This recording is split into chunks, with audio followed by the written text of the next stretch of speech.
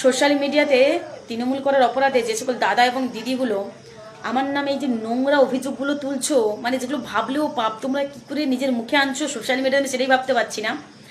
যদি ওই ভিডিওর লিঙ্ক এবং স্ক্রিনশটটা নিয়ে আমি আদালতের দ্বারস্থ হই বা আমি সাইবার ক্রাইমের দ্বারস্থ হই, বুঝতে পারছো কী ধারাগুলো লাগবে?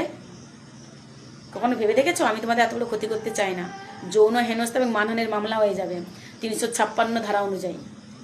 কী শাস্তি হবে? 2 বছরের জেল এবং জরিমানা। তখন তুমি তোমার পাশে কাউকে পাবে তো? তাই ভিডিও বানাচ্ছ, বানাও, এমন ভিডিও বানিও না যার দ্বারা সে আদালতে দ্বারস্থ হতে বাধ্য হয়। সো আমি এটুকুই রিকোয়েস্ট করবো, ভিডিওগুলো ডিলিট করে দাও। আমায় নিয়ে ভিডিও বানাচ্ছ, বানাও, আমি যেভাবে ভাষায় ভিডিও করছি তোমরা সে ভাষায় ভিডিও করো।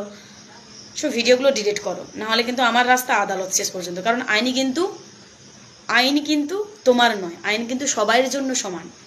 তাই এমন ভিডিও বানিও না যার দ্বারা তোমার বড়সড় ক্ষতি হতে পারে।